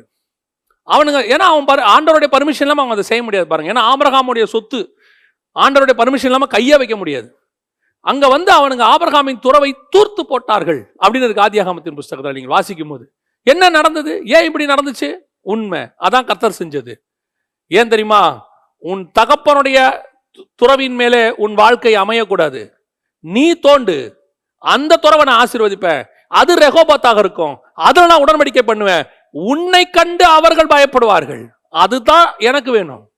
அதுதான் கர்த்தர் செஞ்சது. நாம இன்னைக்கு ஆபிரகாமின் துறவு இருந்தா போதும், ஏதோ கொஞ்சம் தண்ணி கிண்ணி கிடைச்சு நம்ம வாழ்க்கையை ஓட்டிட்டா போதும். ஆண்டவர் சொல்றாரு, அதை தூத்து போடு முதல்ல. ஏன்? அது இருக்கிற வரைக்கும் நீ என்ன நினைக்க மாட்ட. அந்த துறவு போகட்டும், நீ ஒரு துறவு தோண்டு, அதன் மேல நான் ஆசீர்வதிப்பேன். அதுதான் கர்த்தர் செய்த மிக முக்கியமான விஷயம். நாம் யாருடைய துறவிலையோ யாருடைய அஸ்திவாரம், அதான் பவுல் சொல்றாரு, ஒருத்தன் போட்ட அஸ்திவாரத்தின் மேல நான் அஸ்திவாரம் போடாதபடிக்கு நான் போடுறேன் புது அஸ்திவாரம். என் கர்த்தருக்கு நான் வரேன், நான் நிக்கிறேன். என்னுடைய அஸ்திவாரம் கர்த்தர் மேல் இருக்கு, என்னுடைய அஸ்திவாரம் கண்மலையின் மேல இருக்கிறது, நான் அசைக்கப்படுவதில்லை. இதுதான் தாவீது செஞ்சது. இது ஃபர்ஸ்ட் தாவீதினுடைய மிக முக்கியமான ஒரு சக்சஸ். இன்னைக்கு ஒரு தீர்மானம் எடுங்க, நாங்க உலகம் நிந்திக்கிற இயேசுவின் நாமத்துல வரவங்க, அது பிசினஸோ மினிஸ்ட்ரியோ என்ன பண்ணாலும் சரி, தைரியமா போங்க. அங்க இவங்கெல்லாம் இருக்கிறாங்க, அங்க இருக்கிறவங்க இந்த ஏரியால இருக்காங்க, இப்படிப்பட்டவங்க, அவனை பார்க்கவே பார்க்காதீங்க. அவன் நிந்திக்கிற இயேசு நம்ம கூட இருக்கிறார். அதுதான் நம்ம சக்சஸ். அப்ப நிச்சயமாய் கோலியாத்துகள் தான் விழுவார்கள், நாம் ஜெயம் பெறுவோம். 2வது, தாவீது செய்த இரண்டாவது விஷயம் என்ன? 1 சாமுவேலின் புஸ்தகம் 17ஆம் அதிகாரம் 39வது வசனம். அவனுடைய பட்டயத்தை தாவீது தன் வஸ்திரங்கள் மேல் கட்டிக்கொண்டு அதிலே அவனுக்கு பழக்கமில்லாதனால் நடந்து பார்த்தான். அப்பொழுது தாவீது சவுலை நோக்கி, நான் இவ்வகைகளை போட்டுக்கொண்டு போகக்கூடாது, இந்த அப்பியாசம் எனக்கு இல்லை என்று சொல்லி அவைகளை களைந்து போட்டு. இது இரண்டாவது தாவீது செய்த ரொம்ப இம்பார்ட்டன்டான ஒரு விஷயம். என்ன தெரியுமா? தாவீது சவுலினுடைய ட்ரெஸ்ஸை போட்டு பார்க்குறான், சவுலினுடைய பட்டயத்தை எடுத்து வச்சுக்கிறான், சவுலுடைய அந்த மெத்தடை அவன் யூஸ் பண்ணி பார்க்குறான். வசனம் சொல்லுது, எனக்கு இதில் அப்பியாசியம் எனக்கு இல்லை, நான் பழக்கம் இல்லாது. அப்படின்னா என்ன அர்த்தம்? கர்த்தர் சவுலை இஸ்ரவேலுக்கு ராஜாவை மாற்றினார். அது அவனுக்கான மெத்தட். அவனை எல்லாரோட உயரமா வச்சாரு, அவனை சண்டை போட வச்சாரு பெலிஸ்தர்களோட. அவன் அதுக்கப்புறம் அவன் ஜெயிச்சு வந்தான், எல்லாரும் அவனை ஏற்றுக்கொண்டாங்க, எல்லாம் நடந்துச்சு, எல்லாம் ஃபேக்ட். அது சவுலுக்கான ரூட். இப்ப சவுல் என்ன சொல்றாரு தாவீதை பார்த்து, இதை போட்டுக்கோப்பா, இதை போட்டு நடந்துப்பார், இதுதான் ஏன் சக்சஸுக்கு காரணம் அப்படின்னு சொல்லி அவர் சொல்லி கொடுக்கிறார். அதுல எந்த மாற்று கருத்தும் இல்லை, அதுதான் சரி, அதுதான் சவுலுடைய சக்சஸ்க்கு காரணம். ஆனால் தாவீதின் வெற்றிக்கு அது சரி வராது. தாவீதுக்கு வேற ரூட்டை வச்சிருக்கிறார் கர்த்தர். அதுதான் ரொம்ப முக்கியம். பல நேரங்களில் நாம் செய்கிற மிக முக்கியமான அடுத்த மிஸ்டேக் என்னன்னா, கர்த்தர் உனக்குன்னு ஒரு ஆவிக்குரிய ரூட் வச்சிருக்கிறார், உங்களுக்குன்னு ஜெயம் பெறறதுக்குன்னு ஒரு வழியை ஆண்டவர் ரெடி பண்ணி வச்சிருக்கிறார். அந்த வழியில தான் கர்த்தர் உங்களுக்கு சக்சஸ் கொடுப்பாரு. பல நேரங்களிலே நமக்கு மேல இருக்கிறவர்கள் நமக்கு சில ஆலோசனைகளை சொல்வார்கள். நான் அந்த ஆலோசனையை தள்ளுவதற்கு அல்ல, நான் தான் ஆரம்பத்திலே சொன்னேன், அது சரி, அந்த ஆலோசனை சரி, அது தள்ளுவதற்கு இல்லை. ஆனால் கர்த்தர் உனக்கு சொல்றதை நீ ஃபாலோ பண்றீங்க பாத்தீங்களா, அதுதான் உங்களுக்கு சக்சஸ், அதுதான் கர்த்தர் உங்களுக்கு வச்ச ரூட். எல்லாரும் போற பாதையில நானும் போவேன்னா நீ 10ஓட 11. எனக்குன்னு கர்த்தர் ஒரு ரூட் வச்சிருக்காரு, அதுல நான் போவேன்னா நீ யூனிக், நீ தான் அந்த ஒண்ணு. ஆண்டவர் உங்களை தான் அந்த ரூட்ல நடத்துவார். ஒவ்வொருத்தருக்கும் கர்த்தர் ஒரு யூனிக்கான அழைப்பு வச்சிருக்கிறார். ராஜாக்களாக அழைக்கப்பட்ட நாம ஒவ்வொருத்தரும் ஒவ்வொரு விதமான ராஜா. இயேசு ஒரு விதமான ராஜா, தாவீது ஒரு விதமான ராஜா, எசேக்கியா ஒரு விதமான ராஜா. ஒவ்வொருத்தரும் ஒவ்வொரு விதமான ஒரு ராஜா. ஒவ்வொருத்தருடைய ராஜ்யபாரம் வேறு, காலகட்டம் வேறு, அவருடைய யுத்தம் வேறு, ஒவ்வொன்றும் வேறு. இது ஸ்பிரிச்சுவலா நீங்க புரிஞ்சுக்கணும். உங்களுக்குரிய களம் வேறு, உங்களுக்குரிய யுத்தம் வேறு, ஆவிக்குரிய யுத்தம். உங்களுக்குன்னு கர்த்தர் வச்சிருக்க ரூட் வேறு, வெற்றியும் வேறு, அதற்கான பிரதிபலனும் வேறு. கர்த்தர் என்னை எதுல வச்சிருக்கிறாரோ அதுல நான் போகணும். எனக்கு மென்டர்ஸ் இருக்கிறாங்க, அதுல எந்த மாற்று கருத்தும் இல்லை. ஆனால் அந்த மென்டர்ஸ் எதுக்காக எனக்கு இருக்கிறாங்க? நான் தப்பு செய்யும் போது என்னை சொல்லி தருது. ஏன்னா நம்ம எல்லாருமே பெர்ஃபெக்ட் கிடையாது, நாம எல்லாருமே தவறு செய்வதற்கு வாய்ப்பு இருக்கு. நமக்கு ஒரு மென்டரை கர்த்தர் கொடுத்திருக்கிறார், எல்லாருக்கும் அந்த மென்டர் இருக்காங்க, ஆண்டவர் தான் அதை நியமிச்சு வைக்கிறார். அந்த தலைமைத்துவம்னு ஒண்ணு இருக்கணும், இருந்தாதான் நல்லதுன்னு போடுங்க. தலைமைத்துவம் இல்லாமல் கண்டிக்கிறவர்கள் இல்லாத இடத்திற்கு நீங்களும் நானும் போகும்போது, தவறு வரும்போது சொல்லிக் கொடுக்க ஆட்கள் இல்லாதனால பெரும்பாலும் நாம் தவறி விடுவோம். ஸோ அந்த மென்டர்ஸ் நமக்கு தப்பு செய்யும்போது சொல்லுவாங்க. ஆனால் உனக்கு கர்த்தர் ஒரு அழைப்பை கொடுத்திருப்பார், அது வேத வசனத்துக்கு உட்பட்டு தான் இருக்கும், வேத வசனத்துக்கு வெளியே இருக்காது. அந்த அழைப்பை சொல்லும் போது, அந்த அழைப்புக்கு நீ பாத்திரவானாய் போகும்போது, கர்த்தர் என்ன சொல்றாரோ அந்த ரூட்ல தான் நீங்க போகணும். யூனிக் அழைப்பு. எல்லாரும் செய்யறாங்கன்னு நம்ம செய்யக்கூடாது. கர்த்தர் எனக்கு என்ன சொல்றாரோ அதான் செய்யணும். இப்போ உதாரணமா எனக்கு ஆண்டவர் இந்த ஒரு அழைப்பை கொடுத்தார். பர்டிகுலரா இந்த வெளிப்படுத்தின விசேஷம், அதுவும் வேத பாடம், குறிப்பாக எஸ்கட்டாலஜி, இந்த கடைசி காலத்தை பத்தி பேசுறதுக்கு தான் ஆண்டவர் எனக்கு சொல்லி கொடுத்தாரு. அது மட்டும்தான் எனக்கு தெரியும், அதுலயும் கொஞ்சம் தான் தெரியும்னு வச்சுக்கோங்களேன். இப்போ இந்த அழைப்பு எனக்கு வந்தபோது, கர்த்தரை அழைத்த போது, நான் இதை கொண்டு போய் ஒரு ஊழியக்கார இடத்துல ஷேர் பண்றேன். ஐயா, எனக்கு இந்த மாதிரி ஆண்டவர் அழைப்பு கொடுத்துருக்கிறாரு, எனக்காக நீங்க ஜெபம் பண்ணணும் அப்படின்னு சொன்ன உடனே என்னுடைய எதிர்பார்ப்பு என்னன்னா, அவர் சில ப்ராஃபசி ஏதாவது சொல்லி ஆலோசனை சொல்லி அனுப்புவாரு அப்படின்னு.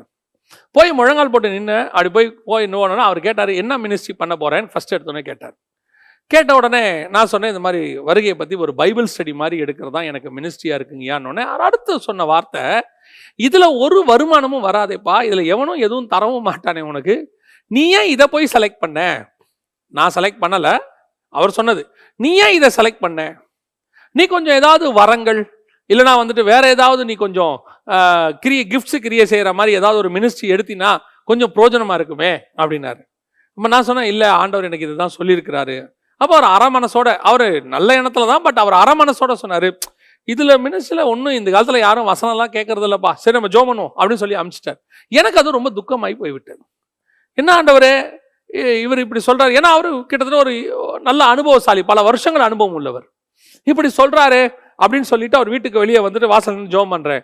ஏன்னா மனசு எனக்கு பாரமாயிருச்சு. ஆண்டவர் சொன்னார், இதுல உன்னை என்ன பண்ணணும்னு எனக்கு தெரியும், இதுதான் உன் அழைப்பு, நான் உன்னை அழைச்சு கொண்டு வந்திருக்கேன், நீ போய் இதில் நான் உன்னை நடத்துவேன். பல நேரங்களில கர்த்தர் நமக்கு கொடுக்கிற அந்த யூனிக்கான பாதை, அந்த பாதை ஒருவேளை மற்றவர்களுக்கு அது தவறாகப்படும். தவறுன்னு நான் சொல்றது அதுல எப்படி இவங்க சர்வை பண்ணுவாங்களோ அப்படி ஆகும். நான் சொல்லுவேன், கர்த்தர் ஒரு காரியத்தை சொல்லிட்டாருன்னா, 100 வயசுக்காரனுக்கு குழந்தை பிறக்காதுன்னா கர்த்தர் சொன்னா பிறக்கும், அவ்வளவுதான். எல்லாரும் என்ன முடிவு எடுப்பாங்க, ஒரு வருஷம் ஆச்சு, 2 வருஷம் ஆச்சு கல்யாணம் ஆகி, ஒரு 5 வருஷம் ஆச்சு, இதுக்கு மேல 10 வருஷம் ஆச்சு, இதுக்கு மேல சான்ஸே இல்லைங்க, 20 வருஷம் ஆச்சு முடிஞ்சிருச்சுங்க, 30 வருஷம் ஆச்சு, அட விடுங்க, இதுக்கு மேல அவரே முடிவு எடுத்துருவாரு. ஆனால் ஆண்டவர் சொல்றாரு, 100 வயசு ஆனா உனக்கு குழந்தை பிறக்கும், நீ அதை பத்தி கவலைப்படுற, சொன்னது கர்த்தர். இப்ப யோசிச்சு பாருங்க, ரெபேக்காளுக்கு 20 வருஷம் குழந்தை இல்லை, 40 வயசுல ஈசாக்கு கல்யாணம் ஆகுது, 60 வயசுல தான் யாக்கோபும் ஏசாவும் பிறக்கிறாங்க. 20 வருஷம் குழந்தை இல்லை. உடனே உலகம் எல்லாம் என்ன சொல்லும், ஏங்க 1 வருஷம் வெயிட் பண்ணீங்க, 2 வருஷம் வெயிட் பண்ணீங்க, 3 வருஷம் வெயிட் பண்ணீங்க, இதுக்கு மேலேயே வெயிட் பண்ணிட்டு இருப்பீங்க, ஏதாவது ஒரு டாக்டரை பாருங்க. ஏன் இப்பெல்லாம் 3 மாசத்துலயே பாத்துறாங்க, ஒரு டாக்டரை பாருங்க, அதுக்கு ஏதோ ஒரு மெத்தடை யோசிங்க. இப்பெல்லாம் மெடிக்கல்ல எவ்வளோ வந்துருச்சு. உண்மைதான், உலகத்துக்கு அதான் மெத்தடு. ஆனா உனக்கு கர்த்தர் சொல்றது என்ன தெரியுமா, நீ போ, நீ நட, நீ போயிட்டே இரு, உன்னை சக்சஸ்ஃபுல்லாய் மாத்துவது நான். 2 வருஷம் ஆனாலும் சரி, 5 வருஷம் ஆனாலும் சரி, 10 வருஷம் ஆனாலும் சரி, கர்த்தர் குழந்தைய தருவார்னா தருவார், அவ்வளவுதான். ரெபேக்காள் பயந்து நம்ம ராகேல் போய் கேட்டா மாதிரி எனக்கு பிள்ளையை கொடும் கேட்கல, அல்லது ராகேல் சொன்ன மாதிரி என் வேலைக்காரியோடு கூட இணையும் சொல்லல, சாரால் சொன்ன மாதிரி என் வேலைக்காரினால என் வீடு கட்டப்படட்டும் சொல்லல. ஐ வில் வெயிட், நான் இருப்பையா, இது என் பாதை, இது எனக்கு நியமிக்கப்பட்ட பாதை. உடனே அதுல ஆத்மா ரட்சிக்கப்படுதா இல்லையா? ஒரு இடத்துல ஆண்டவர் சொல்றாரு, இந்த ரூட்ல போய் நீ மினிஸ்ட்ரி பண்ணுங்க, சொன்னது கர்த்தர் பண்ணிட்டே இருங்க. இல்ல இதுல ஆத்மா ஒண்ணு தான் வருது, நீங்க பண்ணிட்டே இருங்க, அதுல எப்படி ஆசீர்வதிக்கணும்னு கர்த்தருக்கு தெரியும். என்னை அநேக நண்பர்கள் என்னை நேசிப்பார்கள், நாங்களும் சின்ன வயசுல ஒன்னா வளர்ந்துருக்கிறோம். அப்போ ஒரு சில நண்பர்கள் எல்லாம் அதிகமாக படித்தவர்கள், அவர்கள் உலக பிரகாரமான அதிக படிப்பு படித்தவர்கள். அப்போ அவர்கள் இந்த ஊழியத்தை நேசித்து என்ன செய்வாங்கன்னா, இந்த ஊழியம் இப்படி வந்தா இந்த மாதிரி பண்ணா நல்லா இருக்கும், ஸோ நீ இப்படி செய்ய அப்படின்னு சில ஐடியாஸ் கொடுப்பாங்க. அவங்களுடைய படிப்பறிவிலையும் அவங்க கண்ட அனுபவத்திலையும் வைத்து அந்த ஆலோசனைகள் தள்ளுவதற்கல்ல, அது விளையேற பெற்றது, அதை குற்றமாக சொல்லவில்லை. ஆனால் அவர்கள் ஆலோசனை கொடுத்து விட்டு போகும்போது ஆவியானவர் சொல்லுவாரு, ஸ்டாப், நிறுத்து, உன்னை என்ன பண்ணணும்னு எனக்கு தெரியும், நான் சொல்றதை நீ செய். அவங்க கொடுக்குற ஆலோசனைய காசு கொடுத்து கேட்கறதுக்கு ஆட்கள் தயாரா இருக்கிறாங்க, அவங்க ஆலோசனை கொடுக்க மாட்டாங்களான்னு.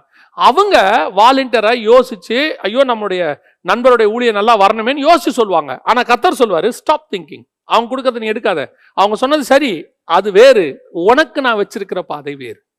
இதே மாதிரிதான் மினிஸ்ட்ரியிலையும், திடீர்னு மினிஸ்ட்ரியில நல்லா நடந்துகிட்டே இருக்கும், திடீர்னு ஒரு சிலர் மினிஸ்ட்ரி இப்படி பண்ணும் அப்படி பண்ணும்பாங்க. ஆண்டவர் சொல்வாரு, ஸ்டாப், உன் மினிஸ்ட்ரியை எப்படி மேலே எப்படி கொண்டு வரணும்னு எனக்கு தெரியும், அவங்க சொல்றதை நீ செய்ய வேண்டிய அவசியம் இல்லை, நான் சொல்றதை மட்டும் நீ செய், இதுதான் ரொம்ப முக்கியம். கர்த்தர் உனக்குன்னு ஒரு யூனிக் பாதையை வச்சிருப்பாரு.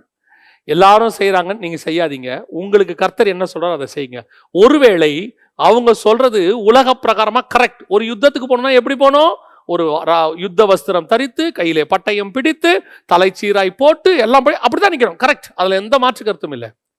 இப்போ தாவீது போற மெத்தட் என்ன, அடைப்புல ஒரு 5 கல்லை போட்டு கையில ஒரு கூழாங்கலையும் கட்டிக்கிட்டு இப்படியே போய் ஆடு மேய்க்கிற மாதிரி போறாரு. ஏப்பா தாவீது, உன் மேல எவ்வளவு பெரிய அழைப்பு, உன்னோட மினிஸ்ட்ரி இவ்வளவு யூனிக்கு, நீ இப்படி வந்தா தான்ப்பா மினிஸ்ட்ரி நல்லா இருக்கும், இப்படி இதான்ப்பா ப்ரொசீஜர். அந்த ஒரு அழைப்பே இல்லாதவங்க எல்லாம் எப்படி எப்படிலாம் கரெக்டா ப்ரொசீஜரா பண்றாங்க. ஆனா இவ்வளவு பெரிய அழைப்பு வச்சிருக்கிற நீ இப்படி ஒரு சாதாரணமா கூழாங்கல்ல வச்சு நிக்கிறிய. இது கர்த்தர் எனக்கு வச்ச பாதை, நான் இப்படி போறதுதான் சரி. கர்த்தர் என்னை இப்படி சொன்னான்னா நான் அப்படிதான் செய்வேன். எல்லாரும் ஒண்ணு செய்யணுன்றதுக்காக நானும் செய்ய முடியாது, எல்லாரும் இப்படிதான் இருக்கிறாங்கன்றது நானும் இருக்க முடியாது. அத்தனை பேரும் ஒரே கூட்டில் இருக்கிறாங்க, நீயும் அங்க போய் இல்ல நான் இல்ல அந்த இடத்துல, ஏன் என்ன கர்த்தர் அங்க வைக்கல, ஏன் அழைப்பு வேறு. இதுதான் கர்த்தர் உங்களுக்கு எனக்கு நியமிச்சது. இதை கரெக்டா புரிஞ்சுக்கணும். நீங்க எப்போ உங்க மினிஸ்ட்ரியோ உங்க ஆர்கனைசேஷனோ உங்களுடைய பிசினஸோ உங்க கண்ட்ரோலை விட்டுட்டு அடுத்தவங்களுடைய ஆலோசனையின் பேர்ல அது நடக்க ஆரம்பிக்குதோ, தோல்வி வரும்போது உங்களால் தாங்க முடியாது. ஆனால் கர்த்தர் சொன்ன அழைப்புல போகும்போது சில தாழ்வுகள் வரும்போது கூட உங்களுக்கு ஒரு நிச்சயம் இருக்கும், இந்த தாழ்வுல கர்த்தர் தான் என்ன நடத்தி இருக்கிறாரு, அவர் சொல்லித்தான் நான் வந்தேன், பரவாயில்ல, நோ இஷ்யூஸ், இதுல இருந்து எனக்கு உயர்த்துவதற்கு அவர் வல்லமை உள்ளவராக இருக்கிறார். கர்த்தர் ஒரு யுத்தத்துக்கு போக சொன்னார்னா அதுல வெற்றி தான். ஒருவேளை அதுல ஒரு தோல்வி வந்தாலும் அதுக்கான காரணத்தை எனக்கு சொல்லி திருப்பி அதே ஆயிப்பட்டினத்தை பிடிக்க வைக்க கர்த்தரால் முடியும். அதைத்தான் நான் உங்களுக்கு சொல்ல வரேன். ஆயிப்பட்டினத்துக்கு போன்னு சொன்னது கர்த்தர் தான், நான் போவேன். அங்க ஒரு தோல்வி எனக்கு வருது, ஏன் தோல்வி நான் ஆராய்ஞ்சு பார்க்கிறேன், எனக்குள்ள ஒரு சின்ன குறைகள் இருக்கு, அதை ரெக்டிஃபை பண்றேன். கர்த்தர் சொல்றாரு அதை ரெக்டிஃபை பண்ணு, பண்ணியாச்சு, திருப்பி போ, திருப்பி அதே இடத்துல சக்சஸ். அதைத்தான் நான் உங்களுக்கு சொல்ல வரேன். ஒருவேளை சில நேரத்தில் கர்த்தர் சொல்லி போவோம், அதுல தோல்விகள் வந்தாலும் அதை ரெக்டிஃபை பண்ணி சக்சஸ் கொடுப்பதற்கு கர்த்தர் வல்லமையுள்ளவராக இருக்கிறார்.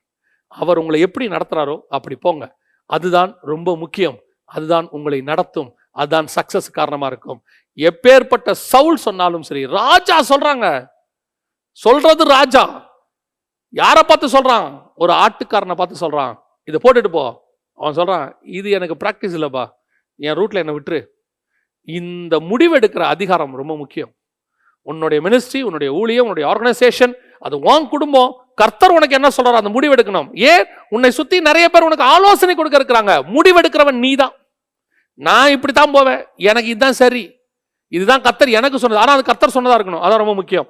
நான் இப்படித்தான் போவேன், இது எனக்கு போதும். ஏன்னா சக்சஸ் நான் போட்டிருக்கிறதான வஸ்திரத்தில் இல்லை, நான் வச்சிருக்கிற கல்லிலும் இல்லை, என்னை அனுப்பின தேவனிடத்தில் இருக்கிறது. அந்த வைராக்கியம் நமக்கு வேணும். கடைசியாக தாவீது செய்த மிக முக்கியமான ஒரு விஷயம், அதை நம்ம செய்யணும். அதை மட்டும் நான் சொல்லிட்டு ஜெபம் பண்ணி முடிக்க விரும்புகிறேன். 1 சாமுவேலின் புஸ்தகம் 17ஆம் அதிகாரம் 51வது வசனம். ஆகையால் தாவீது பெலிஸ்தன் அண்டையில் ஓடி அவன் மேல் நின்று அவன் பட்டயத்தை எடுத்து அதை அதன் உரையிலிருந்து உருவி அவனை கொன்று அதனாலே அவன் தலையை வெட்டி போட்டான். இப்ப கர்த்தர் சொன்னபடியே தாவீது நடந்தாரு, கர்த்தருடைய நாமத்துல போனாரு. இப்போ கல் எடுத்து அடிச்சாரு, சக்சஸ். அவன் முகம் குப்புற விழுந்தான், எல்லாம் நடந்து முடிஞ்சிருச்சு. ஆனா தாவீது செய்த மிக முக்கியமான விஷயம் என்ன தெரியுமா? கோலியாத்தின் பட்டயத்தை எடுத்து அவன் தலையை வெட்டினான். இதில் நல்லா கவனிச்சு பாத்தீங்களா? அதே 1 சாமுவேல் புஸ்தகம் 17ஆம் அதிகாரத்துல 39வது வசனத்துல சவுல் அவனுடைய பட்டயத்தை தாவீது தன் வஸ்திரங்கள் மேல் கட்டி கொண்டுன்னு இருக்கு. சவுல் கொடுக்கிற பட்டயத்தை தாவீது போட்ட போது தாவீது சொன்னா, இது எனக்கு பழக்கம் இல்லை, வேணான்னா. ஆனா இப்போ கோலியாத்தின் பட்டயத்தை எடுத்து அவனை வெட்டுறான். சவுல் பட்டயத்துக்கும் கோலியாத் பட்டயத்துக்கும் எவ்வளவு டிஃபரன்ஸ் இருக்கும்?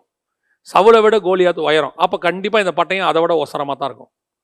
ரெண்டாவது, சவுலை விட கோலியாத் பயங்கர வெயிட், அப்ப கண்டிப்பா அந்த பட்டயமும் கொஞ்சம் வெயிட்டாகத்தான் இருக்கும்.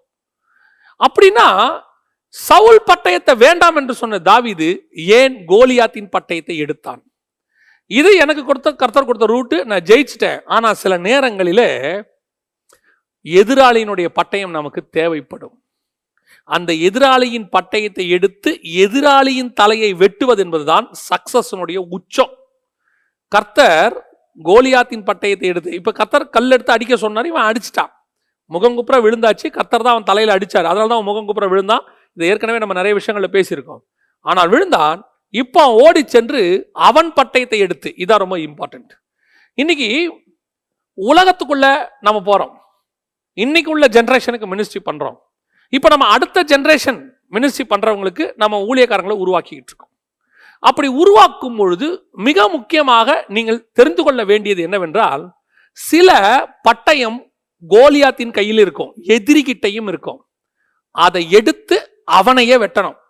அந்த ஒரு ஞானம் அல்லது அந்த நடத்துதல் நமக்கு வேணும். என்ன சொல்றோம்? இப்ப நான் சில காரியங்களை சொல்லிட்டு நான் உங்களுக்கு சொன்னா உங்களுக்கு அது புரியும். சில வருஷங்களுக்கு முன்பாக, 30-40 வருஷத்துக்கு முன்பாக ரேடியோலாம் வரும்போது நம்ம வீடுகளில் சொன்ன காரியம் என்னன்னா, ரேடியோ பாவம், ரேடியோலாம் வீட்டுக்குள்ள இருக்கக்கூடாது, ரேடியோலாம் நம்ம கேட்கக்கூடாதுன்னு. ஆனால் அந்த ரேடியோவை பிசாசு வல்லமையா யூஸ் பண்ண ஆரம்பிச்சான். எல்லார் வீட்லயும் ரேடியோ பாட்டு. ஆனால் ஒரு சில ஊழியர்கள் மட்டும் அப்பவே அந்த கோலியாத்தின் பட்டயம், அதான் நான் சொல்றேன், அது கோலியாத்தின் பட்டயமாவே இருக்கட்டும், அவங்க அன்னைக்கு சொன்ன மாதிரி அது பிசாசாவே இருக்கட்டும், அது உலகமாவே இருக்கட்டும், அந்த ரேடியோக்குள்ள போய் அதுல சுவிசேஷத்தை சொல்லி அநேகரை தேவனுக்கு நேரம் நடத்தினாங்க. இன்னும் சொல்ல போனா, நான் ஸ்ரீலங்காவுக்கு போகும்போது அங்கே ஒரு சாட்சி கேள்விப்பட்டேன். என்ன அப்படின்னு கேட்டா, அவர்கள் இருந்த காலத்துல 30 வருஷத்துக்கு முன்னாடி அவங்களுக்கு டிவி எல்லாம் பார்க்க முடியாது, அவங்க சில பிரச்சனைகள்ல இருந்த காலம், அப்பொழுது அவர்கள் நெருக்கிக்கிட்டு இருந்த காலம். நான் சொல்றது ஒரு 30 வருஷங்களுக்கு முன்னாடி அவங்க சொன்ன சாட்சி, எனக்கு இப்ப போகும்போது சொன்ன சாட்சி. அப்போ அவங்களுக்கு இருந்த ஒரே ரெமிடி என்னன்னா, இந்த ரேடியோல வரக்கூடியதான நம்ம ஊழியக்காரங்க பேசின, இங்க தமிழ்நாட்டில் 1-2 ஊழியக்காரங்க மட்டும்தான் ரேடியோல அப்ப பேசினாங்க. அந்த ஊழியக்காரர்களுடைய செய்தி பாடல்கள் தான் அவங்களுக்கு இருந்த ஒரே ஸ்பிரிச்சுவல். ஏன்னா சர்ச்சை நடத்த முடியாது, கூட முடியாது. அப்படி இருக்கிற காலத்துல இந்த ரேடியோல வர்ற அந்த பாட்டு, அந்த மெசேஜ் அநேகரை ரட்சிப்புக்குள்ள நடத்தி அநேக ஊழியர்கள் உருவானாங்க அதுல இருந்து. இப்ப சொல்லுங்க, இந்த கோலியாத்தின் பட்டயத்தை எடுத்து இப்ப அவங்களுக்கு நடுவில் இருந்த, அதாவது ரட்சிக்கப்படாம இருந்த கோலியாத்தின் ஆட்கள், உலகத்தின் ஆட்களை ரட்சிப்புக்குள்ள நடத்தியாச்சு, வந்துட்டாங்க. இதுதான் கோலியாத்தின் பட்டயத்தை எடுத்து கோலியாத்து தலையை வெட்டுறது. அடுத்து டிவி வந்துச்சு. டிவி வரும்போது என்ன சொன்னாங்க? டிவி பிசாசு, டிவி பார்க்க கூடாது. ஆனால் இந்த டிவியை முழுக்க முழுக்க பிசாசு ஆக்கிரமிப்பு பண்ண பிறகு இன்னைக்கு டிவியில பேசாத ஊழியக்காரங்களே கிடையாது. காலையிலையும் மாலையிலையும் லோக்கல் சேனல்களையும், ஏன் டிவி நடத்துற ஊழியக்காரங்களே இருக்கிறாங்க. இப்ப டிவியே சில ஊழியர்கள் நடத்துறாங்க. அப்ப டிவி பிசாசுனா, அன்னைக்கு அந்த கோலியாத்தின் பட்டயத்தை நம்ம விட்டுட்டோம். அன்னைக்கே அந்த பட்டயத்தை எடுத்து யூஸ் பண்ணவங்க எத்தனையோ பேர். அன்னைக்கு வெறும் தூர்தர்ஷன் மட்டும் இருந்த காலத்திலேயே அது உள்ள போய் சுவிசேஷம் சொன்ன எத்தனையோ ஊழியர்கள் இருக்கிறாங்க. ஏன் இப்பவும் இருக்கிறாங்க. இப்பவும் டிவி சேனல்கள்ல மெசேஜ் கொடுத்து அநேகருக்கு பிரயோஜனமா இருக்கிற எத்தனையோ ஊழியர்கள் இருக்கிறாங்க. இதுதான் இந்த மாற்றம் வரும்போது நாம பிசாசுன்னு ஒதுக்காம, அது கோலியாத்தின் பட்டயமா இருந்தாலும் அதை எப்படி எடுத்து அவன் தலையை வெட்டலான்னு யோசிக்கணும். கர்த்தர் உனக்கு அந்த ஞானத்தை கொடுப்பார். இந்த அறிவியல் வளர்ச்சி, டெக்னாலஜி, இதெல்லாம் பிசாசு கொண்டு வருது நீங்க நினைக்கிறீங்களா? வெறும் பிசாசு தான் கொண்டு வருதா? இப்ப கர்த்தர் சொல்றாரு, கடைசி காலத்துல 2 சாட்சிகள் எருசலேமிலே கொலை செய்யப்படுவார்கள். 11ஆம் அதிகாரம் வெளிப்படுத்தின விசேஷத்துல கொலை செய்யப்படுவார்கள். பூமியில் உள்ள சகல ஜனங்களும் சகல கோத்திரத்தாரும் பாஷைக்காரரும் 3.5 நாளைக்கு அதை பார்ப்பார்கள். அப்படின்னா இந்த தீர்க்க தரிசனம் நிறைவேறணும்னா என்ன செய்யணும் நீங்க சொல்லுங்க. இப்ப யோசிச்சு பாருங்க. இப்ப 2 பேர் எருசலேம்ல செத்து கிடக்குறாங்க. இந்த 2 பேர் செத்து இருக்கிறத 3.5 நாளைக்கு உலகத்துல இருக்கிற எல்லாரும் பார்க்கணும். இந்த ப்ராஃபஸியை சொன்னது கர்த்தர், பாப்பார்கள்னு சொன்னாரு. அப்படி பாப்பாங்கன்ற இந்த ப்ராஃபஸி நிறைவேறணும்னா இப்ப என்ன வரணும்? சேட்டிலைட்ஸ் வரணும், டிவி வரணும், எல்லா வீட்டுக்கும் டிவி வரணும், எல்லாருடைய கையிலையும் இந்த டிவி தெரியணும், அந்த டெலிகாஸ்ட் வரணும். இந்த சிஸ்டம் வந்தாதான் அந்த ப்ராஃபஸி நிறைவேறும். அப்ப இந்த டெக்னாலஜி டெவலப் பண்றதுக்கு, இப்படி வர்றதுக்கு யார் பர்மிஷன் கொடுத்திருப்பா? அதை யூஸ் பண்றது யாருங்கிறதா முக்கியம். இந்த அறிவு கர்த்தர் கொடுத்தது. அறிவு பெருக்கம், நோய் பெருக்கம், அதுல எந்த மாற்று கருத்தும் இல்லை. மனுஷன் கண்டுபிடிக்கிற எல்லாத்துலயும் நன்மை தீமை இருக்கும். ஏன்னா அவன் நன்மை தீமை பழத்தை சாப்பிட்டதுனால அது அப்படிதான் இருக்கும். ஆனா எப்படி யூஸ் பண்றோங்கிறதா முக்கியம். கோலியாத்தின் பட்டயத்தை எடுத்து கோலியாத்தின் தலையை வெற்றமாங்கிறதா முக்கியம். கோலியாத்தின் பட்டயத்தை எடுத்துக்கிட்டு இது சூப்பர் பட்டயம், இது என் கையிலேயே இருக்கட்டும், இல்ல, இதுக்கப்புறம் அந்த பட்டயம் என்ன ஆச்சுன்னே இருக்காது. இதுக்கப்புறம் அந்த பட்டயத்தை அவன் தூக்கி போட்டான். அது எங்க போச்சு? அவன் தலையை வெட்டினதோட சரி. அதுக்கப்புறம் ஒரு நாள் தாவீது கையில பட்டயம் இல்லை, சவுல் துரத்துறான். அப்ப போய் ஒரு ஆசாரியங்கிட்ட கேட்கறான், எப்ப ஏதாவது பட்டயம் இருக்குமா? அப்படின்னா என்ன அர்த்தம்? அவன் கேட்கறான்னா என்ன அர்த்தம்? அவன் கையில கோலியாத்தின் பட்டயம் இல்லைன்னு அர்த்தம். ஏன்னா அந்த பள்ளத்தாக்குலயே அவன் விட்டுட்டான். அதை அவன் தலையை வெட்டினதோட அந்த பட்டயத்தை தூக்கி போடுச்சு. அதைத்தான் சொல்ல வரேன். இந்த பட்டயத்தை எப்ப கையில எடுக்கணும், எப்ப தலையை வெட்டணும், எப்ப தூக்கி போடணும் நமக்கு தெரியணும். இதே மீடியா இன்னைக்கு, இதே டெக்னாலஜி, இதே ஆன்லைன், யூடியூப், ஃபேஸ்புக் ஒரு காலத்துல வரும்போது இதை யூஸ் பண்ண கூடாது, இதை பத்தி ஒரு பெரிய காரியத்தை சொல்லி ஈடுபடக்கூடாதுன்னு இன்னைக்கு உள்ள எங்களை மாதிரி ஜெனரேஷனை அன்னைக்கே தடுத்துட்டாங்க. ஆனா ஒரு காலம் வந்தது, இதே பட்டயத்தை எடுத்து இன்னைக்கு உலகளாவிய அத்தனை பேருக்கும், இன்னைக்கு அநேக ஜனங்கள் ரட்சிக்கப்படுவதற்கு, அநேக ஜனங்களுக்கு செய்தி போவதற்கு, ஏன் இன்னைக்கு அடைக்கப்பட்ட காலத்துல இப்படி ஒரு செய்தியை அநேகருக்கு கொடுப்பதற்கு ஒரு வாய்ப்பாக இந்த பட்டயம் சரின்னு சொல்ல நல்லா தெரிஞ்சுக்கொள்ளுங்க. இன்னைக்கு உள்ளதுக்கு இந்த பட்டயம் தேவை. ஒரு நாள் வரும், திருப்பி நம்ம என்ன செய்வோம், கூடி ஆராதிப்போம், இந்த பட்டயத்தை தூக்கி போட்டுறணும். அன்னைக்கும் உட்காந்துக்கிட்டு இது கோலியாத்தின் பட்டயம், ஆன்லைன் சூப்பர் இல்ல. ஒரு நாள் வரும், கூடி ஆராதிக்கும் போது அப்ப இது தேவைப்படாது, இந்த பட்டயத்தை தூக்கி ஓரமா வைக்கணும். இப்ப இந்த பட்டயத்தை பத்தி நம்ம யூஸ் பண்றது நமக்கு தெரியணும்ல. அதைத்தான் சொல்றேன், எந்த ஒரு டெக்னாலஜியும் எப்படி யூஸ் பண்றோம், நமக்கு அது தேவையா தேவை இல்லையா, இன்டர்நெட் தேவையா தேவை இல்லையா, எப்படி எடுத்து யார் தலையை வெட்டுறோம் அதுதான் ரொம்ப முக்கியம். வெட்டிட்டு அதை தூக்கி போட்டுறணும். உட்காந்துக்கிட்டு அந்த கத்தியே பிடிச்சிட்டு அலையக்கூடாது. சிலர்லாம் உள்ள போய் உட்காந்துக்கிட்டு வாட்ஸ்அப்ல போய் உட்காந்தானா 1 மணி நேரம் வாட்ஸ்அப், சிலர் ஃபேஸ்புக்குள்ள போனா 1 மணி நேரம் ஃபேஸ்புக், சிலர்லாம் உள்ள போய் உட்காந்துட்டு சும்மாவது வெட்டியா உட்காந்து கதையை பார்க்கறது, உலகத்தை பார்க்கறது, உலகத்துல உட்காந்து அப்படியே வெட்டியா 1 மணி நேரம், ஏதோ ஒரு 5 நிமிஷம் 10 நிமிஷம் பார்த்தோம் வெளியே வந்துடணும். 1 மணி நேரம் 2 மணி நேரம் அது சொல்ல, அதான் தப்பு. இப்ப கோலியாத்தின் பட்டயம் உங்களை ஜெயிச்சிரும், பட்டயம் உங்களை வெட்டும். எப்ப எடுத்து எவ்வளவு யூஸ் பண்ணணுமோ அவளை யூஸ் பண்ணிட்டு தூக்கி ஓரமா வச்சிடணும். அதை நமக்கு ஆன்லைன் தேவை, இப்போ யூஸ் பண்றோம், அதுக்கப்புறம் அதை தூக்கி அப்படியே ஓரமா வைக்கணும். இதுதான் சொல்றேன். இன்னைக்கு அடுத்த மாற்றம் வரும், இதுக்கு அடுத்த டெக்னாலஜி வரும். அந்த டெக்னாலஜியில எடுத்து எப்படி சுவிசேஷம் சொல்லலாம்னு யோசிக்கணும். நான் ஒரு காரியத்தை இப்ப சொல்லும் போது சில தவறா புரிஞ்சுப்பாங்க, நான் அதை சொல்லிட்டு ஜெர்மனி முடிக்க போறேன்.